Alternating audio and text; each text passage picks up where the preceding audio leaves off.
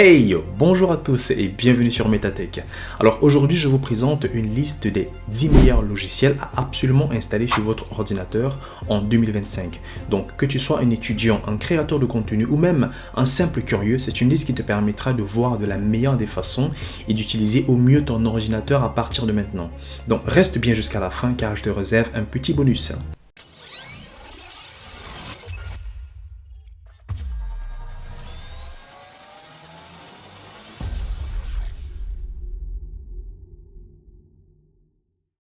Alors, on va commencer avec le premier logiciel, il s'agit là de 7zip. Voilà, donc contrairement à d'autres logiciels de compression payants ou alors limités, 7zip il est totalement gratuit open source. C'est vraiment un logiciel d'une efficacité redoutable et c'est clairement le genre de logiciel que lorsque vous l'installez, vous le gardez à vie. Il prend en charge bien sûr une multitude de formats. Par exemple, si je veux prendre ce fichier là et je veux l'extraire, je veux le compresser, j'ai plusieurs types de formats qui me sont proposés, voilà, au niveau de l'extraction. Également, il prend en charge une multitude de taux de compression. Par exemple, là, on peut varier le taux de compression en fonction de ce que nous souhaitons nous-mêmes. Il fait un chiffrement à AES 256, donc ça permet bien sûr d'avoir une très bonne protection des fichiers que nous allons compresser. Vous avez la possibilité de rajouter bien sûr un mot de passe pour qu'une fois que le fichier est compressé, pour l'ouvrir, il faudrait automatiquement que la personne ait le mot de passe. Donc en termes d'avantages pour 7zip, on peut citer ici que le fait qu'il est déjà gratuit, il est open source, il est léger et très rapide, bien sûr, il n'y a aucune publicité sur le logiciel et l'interface elle est d'ailleurs très simple d'utilisation, c'est-à-dire que vous avez la possibilité, il n'y a pas trop d'informations au niveau de l'interface graphique. Les inconvénients que je peux noter, c'est le fait que voilà, l'interface déjà vous allez constater peut-être qu'elle est un peu vieillotte par rapport à d'autres applications qui sont un peu mises à jour. Il est un peu moins intuitif que WinRAR, notamment pour les débutants, mais après ça devient très facile lorsque vous avez déjà pris la main de travailler dessus. Donc je mettrai le lien pour le télécharger bien sûr dans la description et d'ailleurs je ferai de même pour tous les autres logiciels. Alors on passe avec le deuxième logiciel, on va travailler ici avec LibreOffice. C'est bien sûr la meilleure suite bureautique gratuite et qui a une très bonne alternative à notamment Microsoft Office 365. Donc c'est un outil qui est très puissant parce que c'est une suite qui est complète d'applications pour répondre à tous les besoins de bureautique, notamment en traitement de texte comme du Word, du Excel, de la présentation comme PowerPoint, et du dessin et bien sûr mathématiques et les bases de données. On peut bien sûr accéder à toutes ces applications là à partir du logiciel, c'est totalement gratuit, c'est justement l'avantage que LibreOffice a aujourd'hui. Également LibreOffice en fait ne se contente pas de copier Microsoft Office, ça va un peu plus loin que ça parce que avec les fonctionnalités personnalisables, nous avons une interface qui est propre et sans publicité. Il y a bien sûr une communauté qui est très active et qui améliore constamment le logiciel. Vous allez trouver sur le site internet que je mettrai en description. Il y a bien sûr des mises à jour chaque fois et par rapport à la version d'ailleurs. Si vous cherchez des informations par rapport à la version, là nous sommes sur la 25.2.2 sur cette architecture là. Voilà, donc si vous allez sur le site, d'ailleurs copyright nous sommes mis à jour en 2025. Donc si vous allez sur le site, vous allez avoir des informations et une très bonne communauté qui est large pour répondre bien sûr à toutes ces questions là. Donc c'est un outil qui est très intéressant, donc que tu sois étudiant, entrepreneur, employé de bureau par exemple, il répond de façon gratuite et complète à chacun des besoins en bureautique. On va faire un test là par exemple, si on décide d'ouvrir une calculette, un fichier Excel, là vous avez tous les voilà, vous avez les barres de tâches avec toutes les informations, les modifications, les fonctions même qui sont intégrées, un peu comme si vous étiez vraiment sur Excel. Et même vous avez la possibilité de naviguer à partir d'ici. On peut juste choisir par exemple présentation. Là ça nous ouvre automatiquement le PowerPoint. Je choisis ça.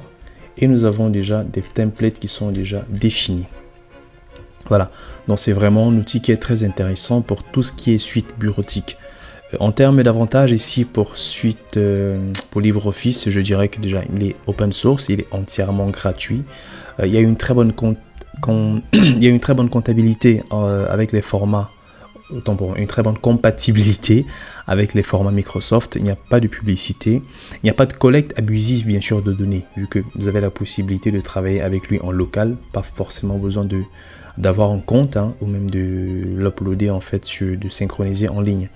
Il est disponible sur tous les systèmes d'exploitation, Microsoft, macOS ou alors Linux. Et comme je vous l'ai dit, il y a une communauté qui est active et met à jour régulièrement le logiciel. Pour ce qui est des inconvénients, je peux citer ici le fait que l'interface, ça peut vous sembler un peu ancien par rapport à des gens qui ont l'habitude d'utiliser Excel, les dernières mises à jour d'Excel par exemple.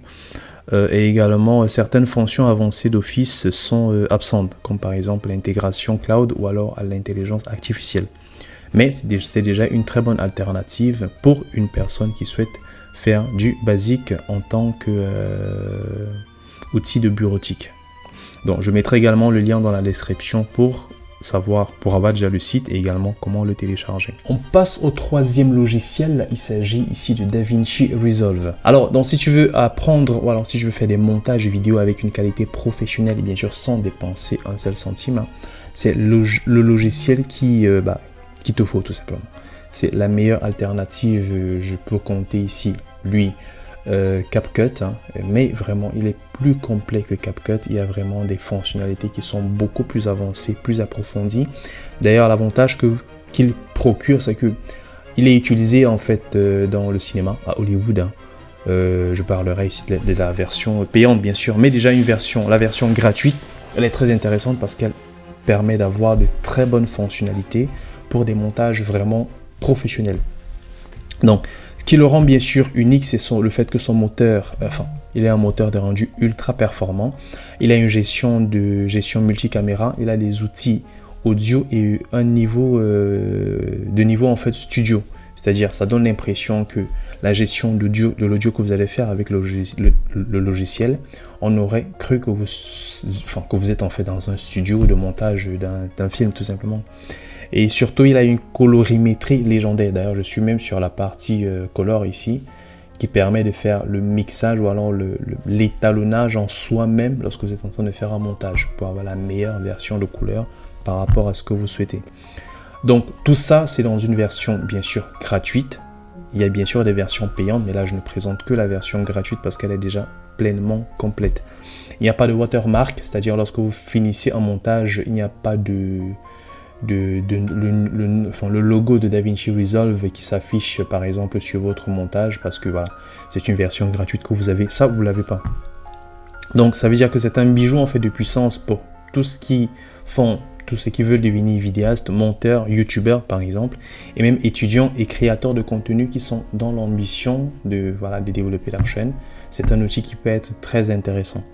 Donc en termes de fonctionnalité, voilà, c'est exactement ce que je viens de citer, un montage vidéo qui est facile et rapide, fluide bien sûr, ça donne l'impression d'être un professionnel. L'étalonnage de couleurs avancé avec bien sûr toutes ces roues là, et je vais vous montrer également les autres colonnes de gestion des montages. Voilà. Donc l'interface il est bien sûr modulaire, en fonction de ce que vous souhaitez, vous avez la possibilité d'adapter les tailles de l'interface comment vous souhaitez. Vous pouvez faire l'export de vos projets en 4K, ce qui est bien sûr très intéressant avec une très bonne qualité en rendu sorti. Il est compatible avec Windows, Mac OS et bien sûr Linux. En termes d'avantages, ici ce que je peux citer, c'est que c'est un niveau professionnel. Même cette version gratuite, c'est vraiment au niveau professionnel. Lorsque vous travaillez dessus, vous allez constater que le rendu, il est vraiment professionnel. L'interface, elle est complète et modulaire comme je vous l'ai expliqué. Il y a une très grande communauté et bien sûr de nombreux tutos qui sont disponibles sur Internet. Notamment sur YouTube, vous avez pas mal d'informations dessus. Il n'y a pas de publicité, il n'y a pas de limite de temps et pas de watermark, comme je vous l'ai expliqué. Alors, en termes d'inconvénients, ce que je peux citer, c'est qu'il y a une courbe d'apprentissage qui est assez raide pour les débutants. Ça veut dire que un débutant va devoir faire des petites formations. Bon, quand je parle de formation, ça va aller se consommer quelques petites vidéos YouTube pour savoir quelles sont déjà ces différentes colonnes, à quoi ça sert, quelles sont leurs importances, ou alors quel est le cheminement pour un bon montage, tout simplement. C'est un logiciel qui est assez lourd, donc ça nécessite d'avoir un bon PC ou alors un bon Mac. pour une expérience fluide. Parce que je me rappelle, j'avais un ordinateur qui n'avait pas une très grande mémoire et ça fait que lorsque je le lançais, le logiciel, le PC chauffait, ça, c'était pas évident. Donc également, il y a quelques fonctionnalités qui sont avancées, réservées à la version Pro, mais déjà pour la partie gratuite, c'est totalement intéressant. Alors, on passe au quatrième logiciel, il s'agit de Glary Utilities.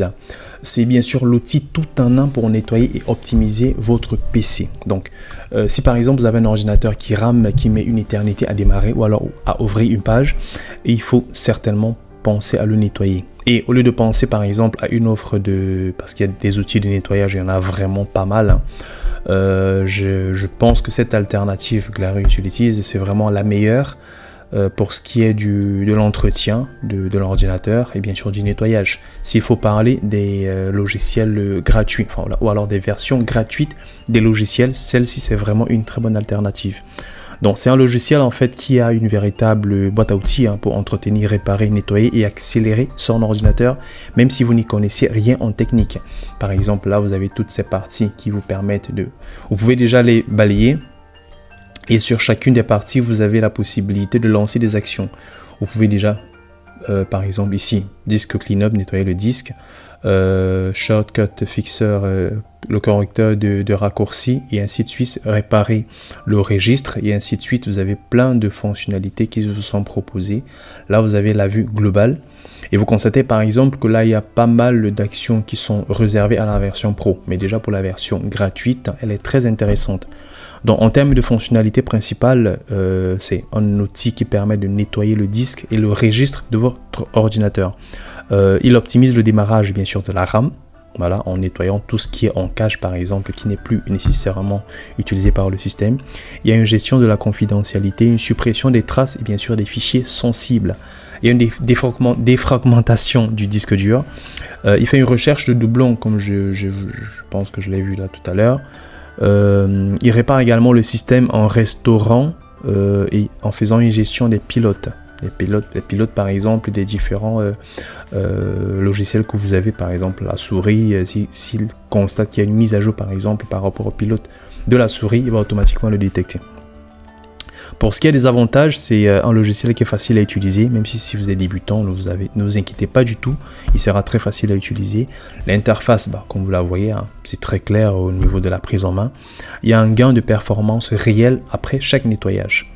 La version gratuite déjà elle est très complète. Là nous sommes sur la version 6.25. Dernière mise à jour, la base de données c'est le 28 avril 2025. Donc vous constatez qu'il y a une communauté qui est bien sûr en place et qui s'occupe de la gestion du logiciel, notamment la version gratuite. Donc c'est un logiciel qui est très peu gourmand en ressources, hein. Si vous allez par exemple sur la gestion des tâches, vous allez constater que il utilisait très peu de mémoire déjà pour se lancer, et même au niveau de l'exécution. Pour ce qui est des inconvénients, je peux citer que l'interface peut être peu datée. Voilà, avec l'évolution des technologies, il y a pas mal d'interfaces qui sont déjà un peu mieux travaillées, mais bon, celle-ci est déjà très intéressante, hein, avec les fonds, les backgrounds qui sont pas mal, avec la version qui apparaît ici, je ne sais pas si vous voyez. Voilà. Et certaines fonctionnalités, bien sûr, sont réservées à la version Pro, comme vous le constatez déjà là.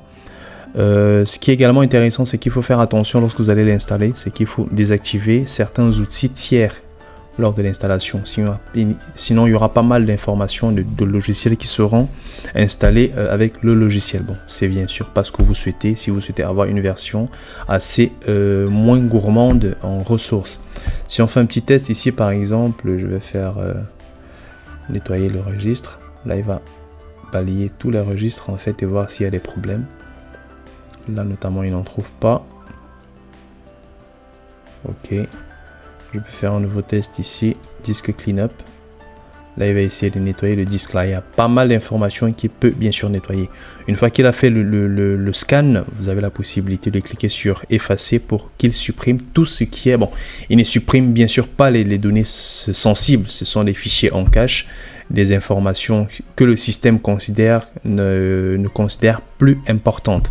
Donc, c'est des éléments que vous avez la possibilité de supprimer. Donc, c'est tout pour ce logiciel. On passe pour le suivant. On va peut-être attendre qu'il termine déjà. S'il ne fait pas du jour. Voilà. Ah oui, Google Chrome a besoin d'être supprimé, a besoin d'être fermé. Bon, on va laisser ça pour plus tard et je le ferai directement. Ok, donc là par exemple, je n'ai pas fermé, mais il suppose qu'il y a du 67 Go à supprimer. Je peux lancer, je peux faire ignore list, c'est-à-dire je ne supprime pas, ou alors je fais start cleaning. Et il va supprimer la totalité de ce qui a été sélectionné. Voilà, c'est bon pour celui-ci, on passe au logiciel suivant. Alors, le prochain logiciel, il s'agit de Notepad++.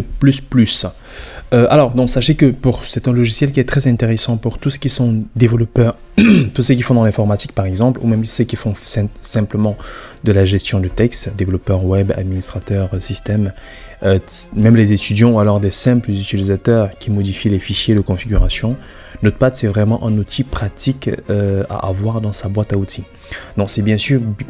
Il est bien plus qu'un bloc-notes. Il s'agit en fait d'un éditeur de texte qui est très avancé, léger, rapide et surtout spécialement conçu pour le code. Là par exemple, j'ai ouvert un fichier YAML. L'avantage que nous avons, c'est que nous avons la coloration syntaxique qui nous permet en fait, une fois que le fichier a été sauvegardé avec la bonne extension, il nous permet d'avoir une bonne coloration qui est prise en compte. Il prend en charge bien sûr plus de 180 langages, enfin plus de 80 langages de programmation. On a la possibilité de les voir ici sur le langage. Là, vous avez tous les langages triés, bien sûr, de A à Z. Si je vais par exemple sur G, je vais trouver Java, JavaScript, JSON. Je vais sur G, je vais trouver Go. Je vais sur R, je vais trouver le R, le Ruby. Et voilà. J'ai le YAML, j'ai les autres langages. Et même j'ai Python et Perl, Pascal, PHP, PostScript, PowerShell. Donc, il y a vraiment plus de 80 langages de programmation qu'il prend en charge. Pour ce qui est des fonctionnalités, il y a de la coloration syntaxique, comme je vous l'ai dit. Il a une édition multi-onglets, c'est-à-dire vous pouvez ouvrir plusieurs onglets, travailler, ouvrir autant que vous souhaitez, et ils vont rester bien sûr ouverts. Donc pour ce qui est des avantages, vous avez, c'est un logiciel qui est gratuit, il est open source, il est très rapide, hein, bien sûr il est léger, hein, vous pouvez le lancer, la RAM il ne consomme vraiment strictement aucune RAM lorsque vous le lancez. Il a très peu de ressources qui sont consommées, il est personnalisable avec des thèmes et bien sûr des plugins, et il se sauvegarde automatiquement. Bon, vous avez la possibilité de le sauvegarder automatiquement ou alors de faire des sauvegardes manuelles. En termes d'inconvénients, je dirais qu'il est uniquement disponible sur Windows. Il y a bien sûr des alternatives sur macOS. Il est moins adapté si vous avez des gros projets ou la collaboration en temps réel. Et l'interface, bon, vous allez constater qu'il est un peu vieillot. Hein. On aurait dit que nous sommes sur Microsoft XP ou alors, enfin, Windows XP ou 95. Alors, s'il y a bien un logiciel qui s'impose comme la référence absolue pour ce qui est de la lecture, la notation et la gestion des PDF, il s'agit bien de Adobe Acrobat Reader d'ici. C'est vraiment le monstre, j'ai envie de dire, le sommet pour ce qui est de la gestion de tout ce qui est PDF. C'est un logiciel bien sûr qui est proposé par Adobe, hein, l'inventaire même du format PDF. C'est un lecteur qui est gratuit et qui permet de consulter n'importe quel fichier PDF. Même si vous avez des fichiers qui sont remplis de formulaires interactifs et des signatures électroniques ou bien des champs à remplir, vous avez la possibilité de les modifier. Bon là ça dépendra de la version que vous avez parce que la version gratuite ne permet pas toutes les fonctionnalités. Par exemple la modification de certains fichiers ne sera possible qu'avec la version payante. Donc il offre déjà des fonctionnalités avancées de surlignage, de commentaires, d'impression optimisée. Et même par exemple, bon là déjà on peut voir tous les outils qui sont associés. Vous avez la possibilité de modifier, organiser des pages, ajouter du contenu multimédia, convertir. Hein, vous pouvez convertir par exemple en fichier Word en PDF, en fichier Excel en PDF et vice versa. Ce qui est bien sûr très intéressant pour la modification de ceci. On peut très bien créer, combiner des fichiers, faire des signatures, remplir et signer.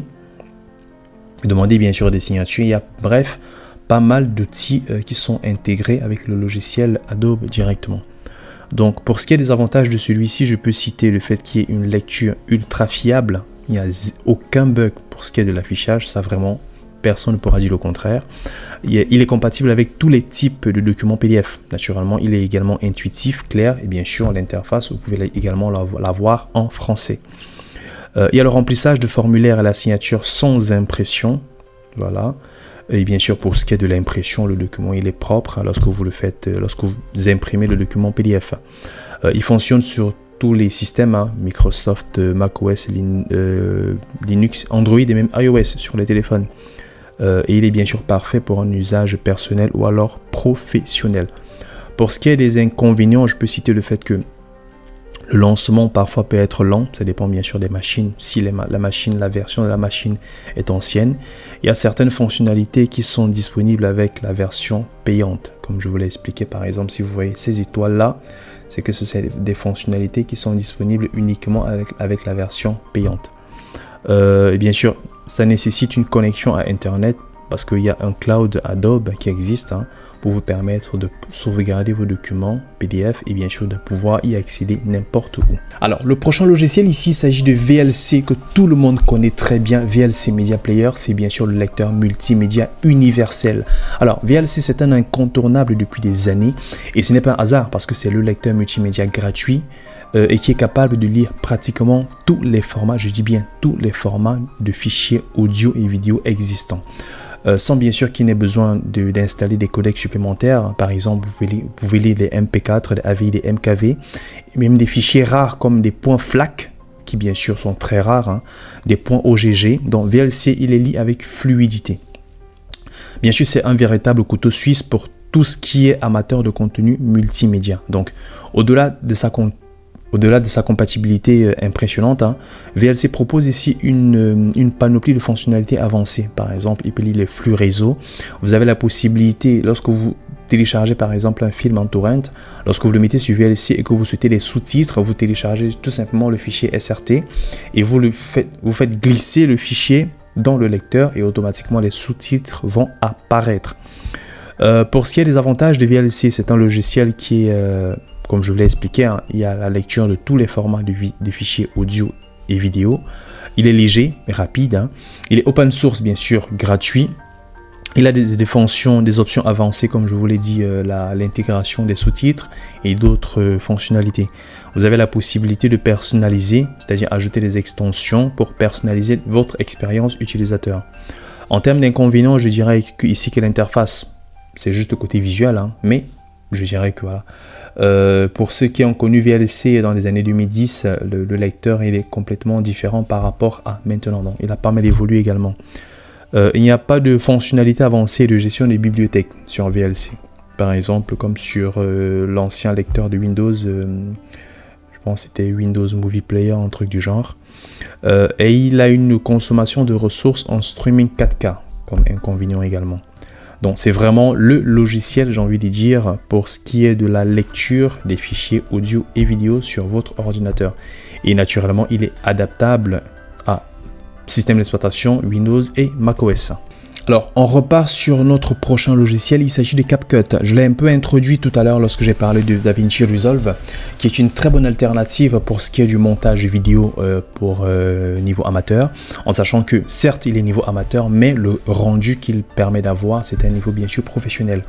C'est un logiciel qui est très intéressant pour ce qui est de la création du montage vidéo et audio également. Donc lorsque vous accédez à l'interface, il est très intéressant pour ce qui est de sa prise en main. Vous pouvez faire, lorsque vous faites la création d'un projet, automatiquement il vous met sur une interface. L'interface c'est quoi? C'est sur cette partie que vous allez faire l'importation de tout ce qui est de vos plans, c'est-à-dire photos, vidéos, la musique et tout le reste. Une fois que les plans sont importés d'ailleurs, là vous constatez qu'il est très pédagogue. Il vous dit justement quelles sont les étapes, comment est-ce que ça se passe au niveau du montage. Lorsque vous l'avez fait, vous pouvez glisser directement les plans ici, vous les déposez et à partir de là, vous commencez à travailler. Voilà. Tac, tac. Ah, là, le cours, j'ai pris le cours directement. Peut-être je n'avais pas besoin. Et après, ça vous donne toutes les informations nécessaires pour ce qui est du montage vidéo, ce qui bien sûr est très intéressant pour toute personne qui veut prendre en main le logiciel. L'avantage également, c'est que vous avez la possibilité de suivre des vidéos, parce qu'il y en a pas mal sur internet, sur YouTube, qui vous permettent de vous adapter avec le logiciel, ce qui bien sûr peut être très intéressant. Ou même vous suivez juste ce petit tuto, petite introduction, et il sera également intéressant pour prendre une bonne prise en main du logiciel. Donc en termes d'avantages, je dirais que c'est déjà un logiciel qui est gratuit, il n'y a pas de filigrane. qui s'affiche lorsque vous faites un montage vidéo. Il est très facile d'utilisation, il a des fonctionnalités qui sont avancées. Il est compatible avec mobile et ordinateur. Ordinateur, je parle bien sûr de tous les systèmes, hein. Il est compatible avec macOS et bien sûr Windows. Il a un support, il supporte la haute définition, ça veut dire que vous avez la possibilité d'exporter vos vidéos en 4K. Par exemple, si je change ici le format, la résolution, on peut aller jusqu'à 8K même. Pour ce qui est des inconvénients, je peux citer le fait qu'il y ait un manque de certaines fonctionnalités parce que ce n'est qu'avec la version Pro que vous aurez certaines fonctionnalités. Par exemple, quand vous voyez ce petit triangle là, ce petit diamant là, c'est les versions Pro. Il est limité certainement pour des projets qui sont un peu complexes. Donc pour certains projets très complexes, vaut mieux partir sur un logiciel qui est un peu plus... ou alors pour la version payante. Il n'y a pas de support pour les plugins tierces. Mais déjà la partie qui est très intéressante, c'est que la version gratuite est déjà vraiment complète. Alors, on continue avec un autre logiciel qui est très intéressant. Il s'agit du navigateur Brave. C'est en fait un navigateur web qui est conçu pour protéger votre vie privée et accélérer votre expérience de navigation. L'avantage, c'est que par rapport à d'autres navigateurs comme Google Chrome et Firefox, Brave bloque automatiquement les publicités qui sont intrusives et les trackers par défaut. Donc ça permet en fait une navigation beaucoup plus fluide et nettement plus rapide lorsque vous êtes en train de l'utiliser. Il a également un modèle de récompense qui permet de gagner des tokens BAT, c'est des Basic Attention Tokens, ce qui permet de regarder des publicités volontaires, c'est-à-dire vous ciblez les publicités que vous-même vous souhaitez regarder sur le navigateur.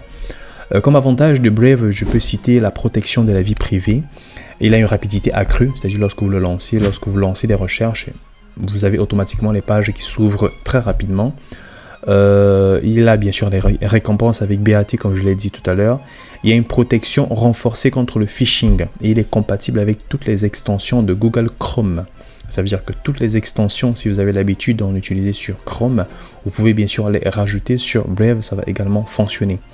Pour ce qui est des inconvénients, il y a une courbe d'apprentissage pour les nouveaux utilisateurs, mais rassurez-vous, il y a plein de tutos sur YouTube pour vous aider.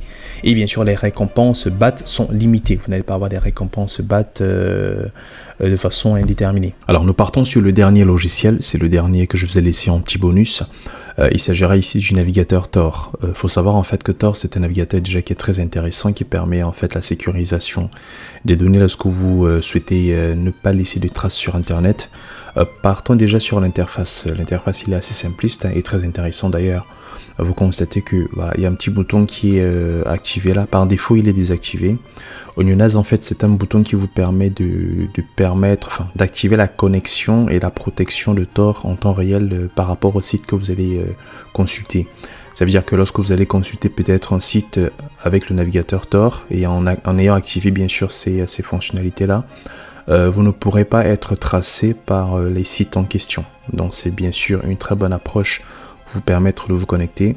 Je vais également vous montrer une petite option qui apparaît juste ici lorsque vous le lancez. Bon, je l'ai déjà configuré par défaut. Donc je vais le remettre. Voilà, là ça établit la connexion. Voilà, et là on a ici la connexion qui a été établie. Donc à partir de là, vous avez la possibilité de naviguer sans aucun problème et bien sûr de ne pas laisser de traces sur Internet. Autre avantage également, c'est que sur Tor, vous n'avez pas d'historique, hein. Vous n'avez pas d'historique par défaut, donc toutes les pages et tous les sites que vous allez par exemple visiter ne seront pas gardés en historique sur le navigateur. Donc sachez également que Tor en fait il est bien plus qu'un navigateur web. C'est un outil en fait de confidentialité qui est très puissant et pour vous permettre en fait, qui a été conçu pour vous protéger contre le suivi en ligne. Et ça vous permet également de naviguer de manière anonyme en utilisant le réseau de relais pour acheminer votre trafic. Donc Tor ici, il masque votre adresse IP et rend l'activité, bien sûr votre activité en ligne, beaucoup plus simple et difficile à tracer. Donc si vous êtes par exemple au souci de votre vie privée et que vous voulez éviter d'être suivi par les sites web, des annonceurs ou même des gouvernements, sachez que Tor bien sûr c'est une solution vraiment parfaite. Il faut savoir que le réseau Tor il fonctionne en cryptant les données bien sûr de votre trafic et en les faisant passer par plusieurs serveurs qui sont bien sûr appelés des nœuds. Ceci, ça rend bien sûr l'identification des utilisateurs très complexe et c'est un service qui permet de surmonter la censure sur Internet. Ça veut dire que vous avez la possibilité de consulter les sites par exemple qui sont censurés sans pour autant savoir que c'est vous tout simplement. Il est également généralement utilisé par les journalistes, des activistes et d'autres personnes qui ont besoin de protéger leur anonymat en ligne. Il faut savoir que lorsque vous faites des recherches sur votre navigateur simple, les recherches par exemple qui sont dites critiques, elles peuvent être remontées facilement si c'est des données sensibles que vous recherchez. Pourtant avec Tor, ce ne sera pas possible.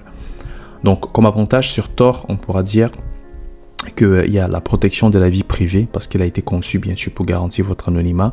Il y a l'accès à certains sites qui sont bloqués parce que voilà, certains sites veulent que tous les utilisateurs qui vont bien sûr consulter ces sites-là puissent être traçables, hein, mais Tor ne le permet pas. Donc voilà, certains sites bloquent l'accès de Tor à ces sites-là.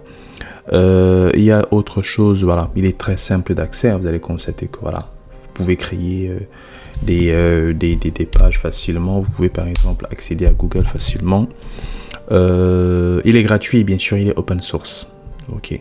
Comme inconvénient, il a une vitesse qui est très réduite. Là, vous allez constater que juste pour ouvrir une page, par exemple, bon, c'est juste parce que ça vient de se lancer.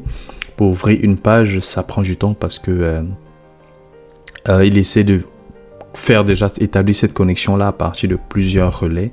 Donc, ça peut prendre un peu de temps, mais ça vaut vraiment le coup. Là, par exemple, pour le coup, je ne suis pas en France, mais il m'a localisé je suis en France, mais il m'a localisé en Allemagne. Parce qu'effectivement, vu qu'il se connecte sur plusieurs nœuds, le dernier nœud, en fait, ici, c'est celui de l'Allemagne. J'ai la possibilité peut-être de changer de langue comme je le souhaite, hein, mais il me localise toujours en Allemagne. Si je tape mon adresse IP, par exemple, si je vais sur VR.net pour avoir mon adresse IP, il y a des chances que je sois localisé en Allemagne. Comme autre inconvénient, je peux dire qu'il y a une compatibilité qui est limitée avec certains sites, on l'a déjà vu. Voilà, nous sommes localisés aux Pays-Bas, bien sûr qui n'est pas allemand également. Donc voilà, je vous mets également le lien pour le télécharger en description et visitons rapidement le site de Tor, hein, qui bien sûr est très simpliste et très intéressant en termes de documentation. Voilà, il a vraiment été conçu pour ça, pour l'anonymisation des profils. Voilà, c'était tout pour la sélection des 10 meilleurs logiciels gratuits indispensables en 2025. Alors, dis-moi en commentaire lequel tu utilises déjà, lequel bien sûr, si tu en as découvert un nouveau, ça fait toujours plaisir. Donc, n'hésite pas à liker la vidéo, à t'abonner à la chaîne Metatech et bien sûr à activer la cloche de notification pour ne rien rater lorsque je publierai une nouvelle vidéo. Merci à toi d'avoir regardé celle-ci et à très bientôt sur Metatech.